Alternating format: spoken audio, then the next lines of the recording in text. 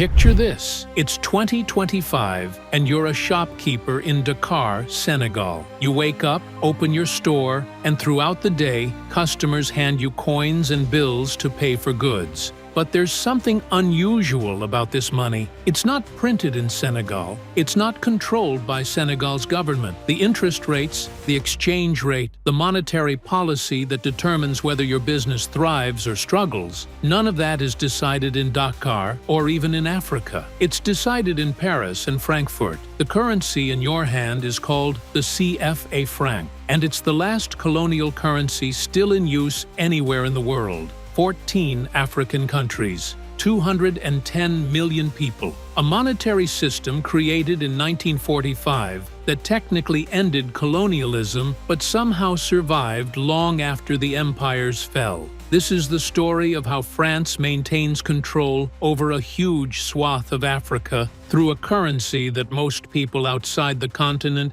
have never even heard of. Hey everyone, welcome back to the channel. I want to thank all of you who support this work through Patreon and memberships. You make these deep dives possible. Before we begin, I need to be clear about something. This topic is incredibly contentious, with strong opinions on all sides. Some economists argue the CFA franc provides stability. Others call it economic colonialism. My goal today is to trace the historical development of this system, explain how it works, and explore why it's become such a flashpoint in Franco-African relations. I encourage you to engage with sources from multiple perspectives, including French government positions, African economists, and voices from the countries directly affected. So let's begin. Today we're exploring how a currency system created during World War II became one of the most powerful tools of French influence in Africa, how it survived decolonization intact, and why, 80 years later, it's finally starting to crumble. This is about money and power, about promises made and promises broken, about the difference between flag independence and true sovereignty. Close your eyes and imagine Africa in 1945. World War II has just ended. France controls vast territories across West and Central Africa, but France itself is economically devastated by war. The French franc is weak, yet France still has colonies representing economic value it desperately needs to hold on to. So, on December 26, 1945, France creates the CFA franc. The name originally stood for Colonies Françaises d'Afrique, French colonies of Africa. It's a currency designed explicitly for colonial territories, pegged to the French franc, managed entirely from Paris. African colonies are required to use it. This isn't a currency created for Africans. It's created for France to facilitate the extraction of resources from colonies to rebuild the metropole. The system is elegant in its simplicity and brutal in its effectiveness. All CFA francs are printed in France. Monetary policy is set in France. And here's the key mechanism. Colonies must deposit their foreign exchange reserves in the French treasury, at various points as high as 100%, later reduced to 50%. In exchange, France guarantees the value of the CFA franc and its convertibility. Think about what that means. You're a French colony exporting palm oil, cotton, uranium, and you earn foreign currency from those exports. But you can't keep that currency to invest in your own development. You must deposit it in Paris, where it serves as an interest-free loan to the French treasury. France gets to use those reserves. The colonies get pieces of paper, but not control over their own monetary system. Now, fast forward to 1960. This is the year of independence. 17 African nations gain independence in 1960 alone. It's sometimes called the Year of Africa. French colonies become sovereign nations. Flags change. Anthems are written. Leaders are elected or appointed. The colonial administrations are officially dismantled. But here's the extraordinary thing. The CFA franc doesn't end. It continues, almost unchanged. France offers its newly independent former colonies a choice, though calling it a choice might be generous. You can keep the CFA franc with all its restrictions, and in exchange, France will provide financial support, maintain trade relationships, offer military protection, or you can create your own currency and be on your own. Several countries choose independence. Guinea, led by Ahmed Sékou Touré, refuses the CFA franc in 1960, immediately creating its own currency. France's response is swift and punishing. French officials systematically destroy infrastructure as they leave. They burn documents, sabotage equipment, and withdraw all financial support. Guinea's economy struggles for years, serving as a warning to other nations considering monetary independence. Mali and Mauritania leave the CFA zone in the early 1960s and 1970s, but they face similar economic pressures. Madagascar exits in 1973,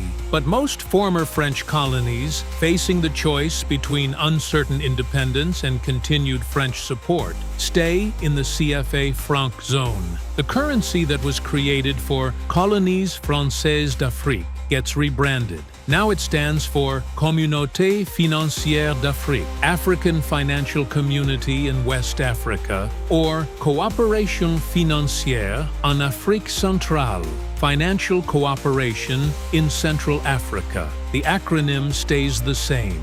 The control stays the same. Only the rhetoric changes. Let me break down how this system actually works today, because it's more complex than just a shared currency. The CFA franc is actually two separate but related currencies. The West African CFA franc, used by 8 countries: Benin, Burkina Faso, Côte d'Ivoire, Guinea-Bissau, Mali, Niger, Senegal, and Togo. These countries form the West African Economic and Monetary Union, and their currency is managed by the Central Bank of West African States, headquartered in Dakar. The Central African CFA franc, used by 6 countries: Cameroon, Central African Republic, Chad, Republic of Congo, Equatorial Guinea, and Gabon. These countries form the Economic and Monetary Community of Central Africa, and their currency is managed by the Bank of Central African States, headquartered in Yaoundé, Cameroon.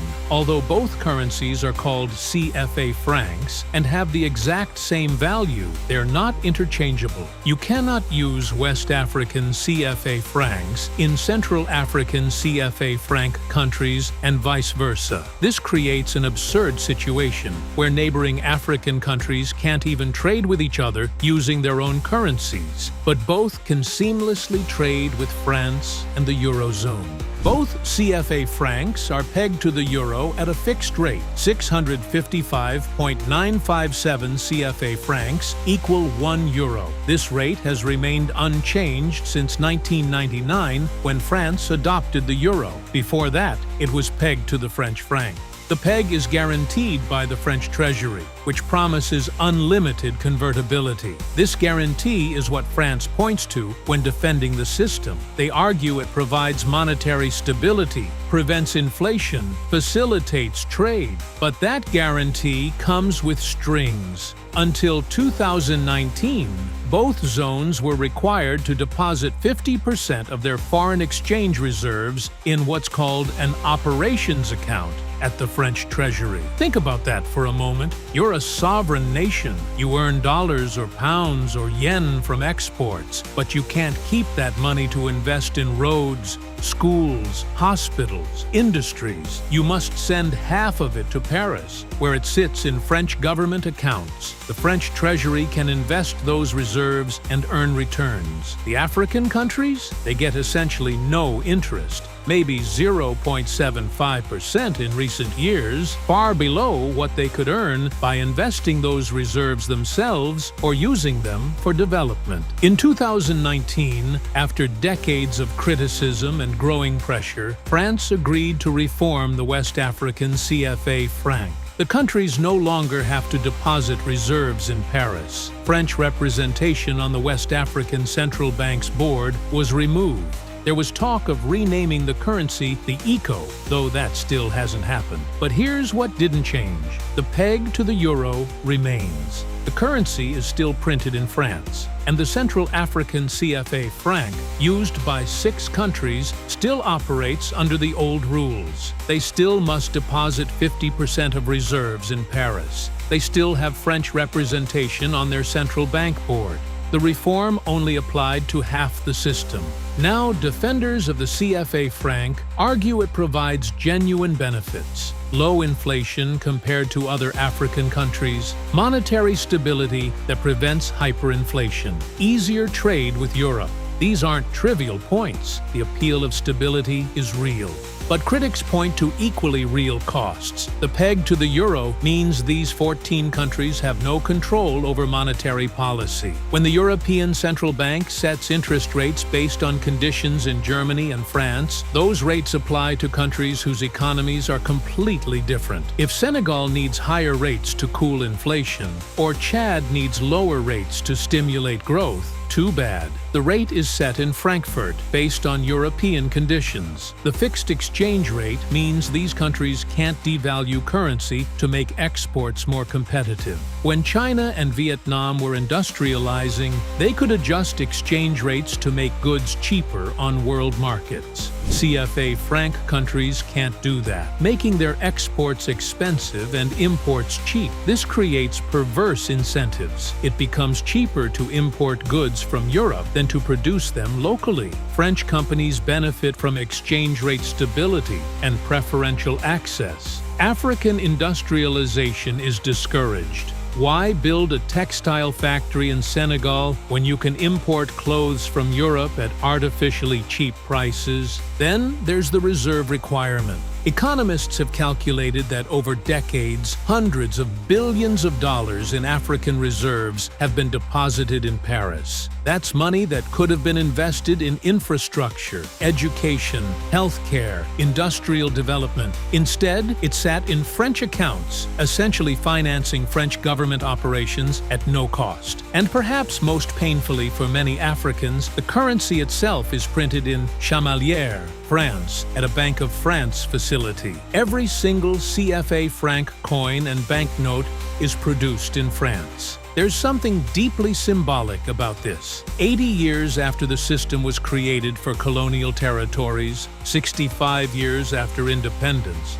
African countries still don't print their own money. When you're a shopkeeper in Dakar or Abidjan or Libreville, the money in your hands was manufactured in France and shipped to you.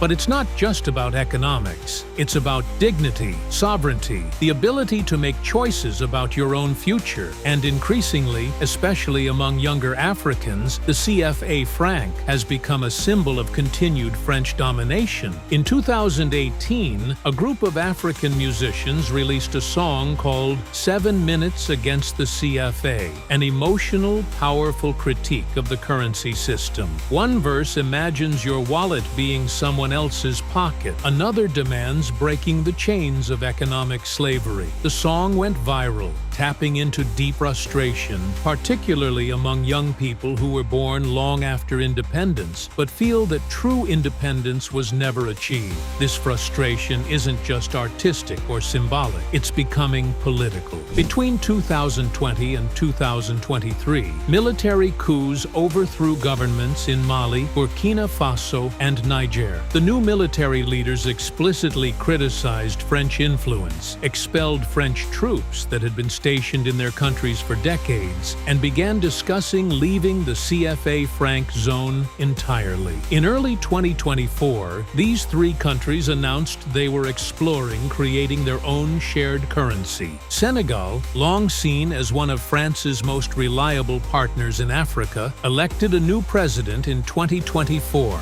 Bassirou Diomaye Faye, on a platform that included calls for greater economic sovereignty. In December 2024, Faye announced that French military bases in Senegal would close. He's been careful about the CFA franc, understanding the economic risks of leaving the system, but he's also been clear that Senegal needs more monetary independence. Chad, which was France's last major military ally in the Sahel region after the others expelled French forces, shocked Paris in November 2024 by abruptly terminating its defense cooperation agreement and ordering French troops to leave. The CFA franc wasn't the only issue, but it's part of a broader pattern of rejection of French systems imposed during the colonial era. A recent survey in West Africa found that nearly 95% of respondents want to leave the CFA franc zone.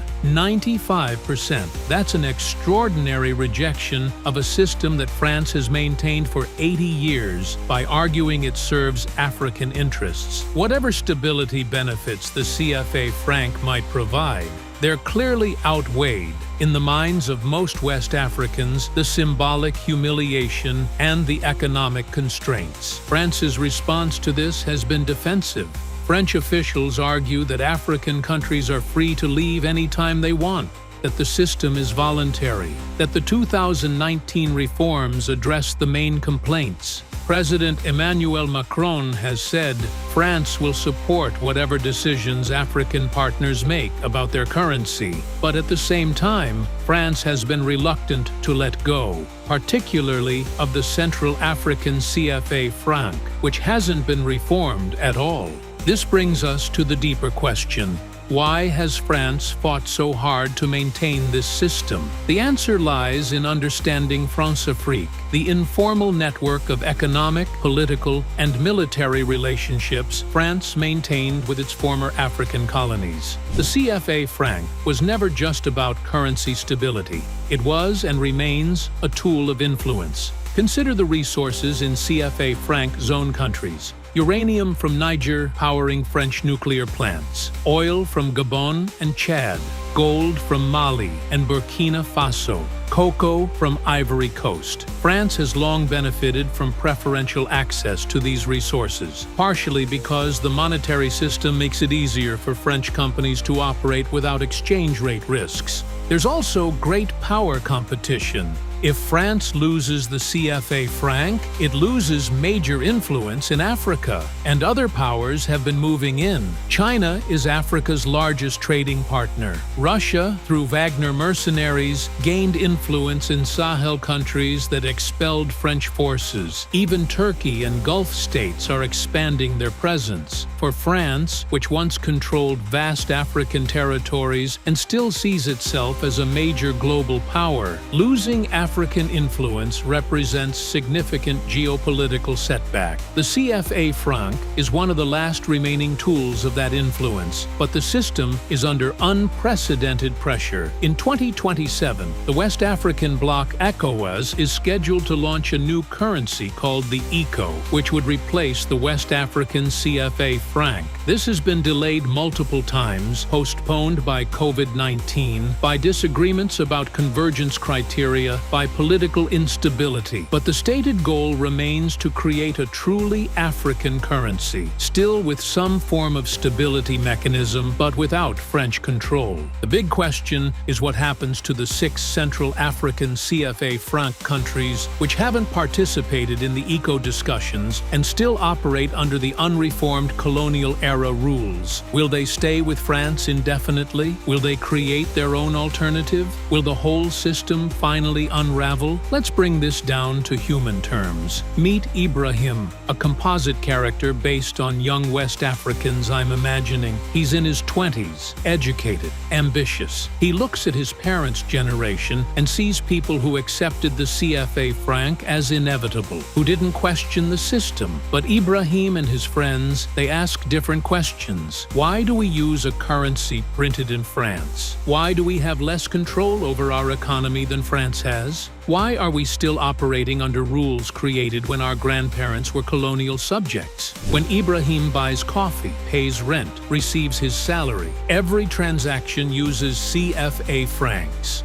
And every transaction reminds him that his country's monetary sovereignty is incomplete. It's not just about economics for him, it's about identity. It's about what it means to be truly independent. It's about whether Africa can chart its own economic course or will remain forever tied to former colonial powers. Now, imagine Aissatou, a business owner in Ivory Coast. She runs a small textile company, employing 20 people. She wants to export to Nigeria, Africa's largest economy. But Nigeria uses the naira, and currency exchange between CFA francs and naira is complicated and expensive. It's actually easier for her to trade with France, where the fixed exchange rate makes transactions simple, than with her neighboring African country. The CFA franc, which was sold as promoting trade, actually makes intra-African trade more difficult. Or consider Mamadou, a policymaker in Chad. His country is one of the poorest in the world, facing recurring droughts, conflict with Boko Haram, desperate need for investment in basic infrastructure. When Chad earns money from oil exports, half of those foreign exchange reserves must be deposited in Paris. Mamadou knows that money could be invested in water systems, schools, roads. Instead, it's financing French government operations. But if Chad leaves the CFA franc, the country risks the same economic isolation that Guinea faced in 1960. It's a choice between bad options. These aren't abstract policy debates. They're daily realities for millions of people whose economic lives are shaped by a system they didn't choose and can't fully control. So where does this end? Let me paint three scenarios. The worst-case scenario, a chaotic, uncoordinated collapse. More military coups in CFA franc countries, driven partly by economic frustration and anti-French sentiment. Countries leave the currency zone one by one without proper preparation, facing currency crises, inflation, economic disruption. France responds by withdrawing economic support, restricting trade, creating difficult conditions similar to what Guinea faced in 1960. The transition to monetary independence becomes painful rather than empowering, vindicating French warnings that African countries can't manage their own currencies. This scenario is possible, but hopefully unlikely. The economic pain would be real, but not necessarily worse than the long-term costs of remaining in a system that constrains development. The middle scenario, which seems most likely right now, a gradual, fragmented transition. The 8 West African countries move toward the eco-currency, though delayed beyond 2027, with continued technical difficulties and disagreements about governance. Some countries might leave before the eco is ready, creating their own currencies. The 6 Central African countries stay with the CFA franc longer, more dependent on French support, more isolated from broader African integration efforts. Eventually, maybe by 2035 or 2040, the CFA franc system ends, but it's a messy, prolonged process rather than a clean break. The optimistic scenario, a coordinated, well-planned transition that actually works. The West African countries successfully launch the eco with proper preparation, convergence of economic policies, and strong regional institutions. The new currency maintains some stability mechanisms, maybe through a currency board or basket peg, but with full African control over monetary policy. The Central African countries, seeing this success, negotiate their own exit from the CFA franc, perhaps joining the eco or creating their own alternative. France, recognizing that trying to maintain the old system is counterproductive, provides technical support for the transition rather than obstruction. Within a decade, the CFA franc becomes history, studied as an example of how colonial systems can persist long after empires fall, but eventually change becomes inevitable. For this optimistic scenario to happen, several things would need to occur. African countries would need to build strong central banking institutions, develop credible monetary policies, and create regional cooperation mechanisms that actually work. France would need to genuinely support African monetary independence rather than just claiming to support it while maintaining control. and there would need to be international backing from the African Union, from other global powers, from international financial institutions to help manage the transition. Let's return to where we started, that shopkeeper in Dakar holding CFA franc coins in his hand. Those coins connect him to a history stretching back 80 years, to a system created not for his benefit, but for France's. They connect him to every other person in 14 African countries using the same currency. A community of 210 million people whose economies are linked not by their own choice, but by colonial legacy. The question facing Africa today is whether that legacy must continue indefinitely or whether true monetary sovereignty is finally within reach. Can 14 African countries create and manage their own currencies? Can they build the institutions needed for monetary stability without French control? Can they navigate the transition without economic crisis? I think about Charles de Gaulle in 1945, creating the CFA franc as a tool to maintain French control over African colonies, even as the empire was clearly dying. He understood something profound. You don't need to directly govern territories if you control their economy. Currency control is a more subtle form of power than colonial administration, but it can be just as effective.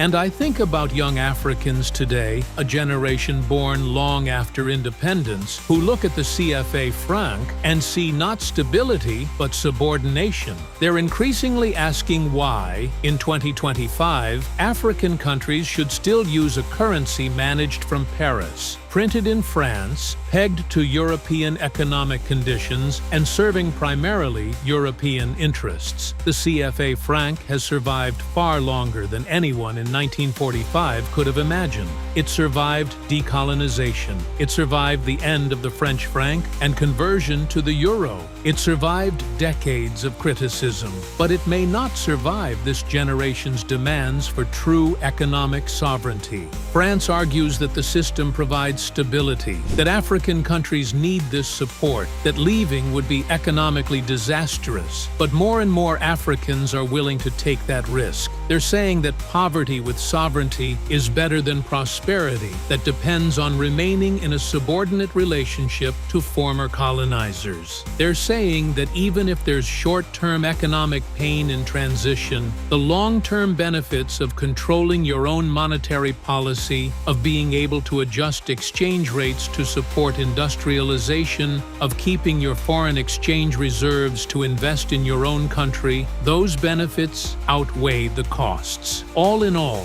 the CFA franc is a test of whether France can truly let go of its colonial past, a test of whether African countries can build the institutions needed for monetary independence, a test of whether economic relationships between former colonizers and former colonies can ever be truly equal, or whether colonialism simply takes new forms that are harder to see, but just as constraining. 80 years, 14 countries, 210 million people, one currency that was never supposed to outlast the empires that created it. The question is not whether the CFA franc will end, but when, and whether the transition leads to genuine African economic empowerment or just another form of dependence, perhaps on China instead of France, on new creditors instead of old colonizers. The ending hasn't been written yet. It will be written in the decisions made in the next few years in Dakar and Abidjan, in Yaoundé and Libreville, in Brussels and Beijing, but most importantly, in the streets and markets, where ordinary Africans use this currency every day and increasingly question why they're still using it at all. I'd love to hear your thoughts on this. Do you think the CFA franc system should end? Should African countries take the risk of monetary independence, even if it means short-term economic disruption? Can former colonizers and former colonies ever have truly equal economic relationships? And what would genuine African monetary sovereignty actually look like? Let me know in the comments. I genuinely value different perspectives, especially from those of you in CFA franc countries who live with this system daily. If you found this exploration valuable, please consider subscribing to the channel. Until next time, take care of yourselves and each other. And remember, whoever controls the currency controls the economy.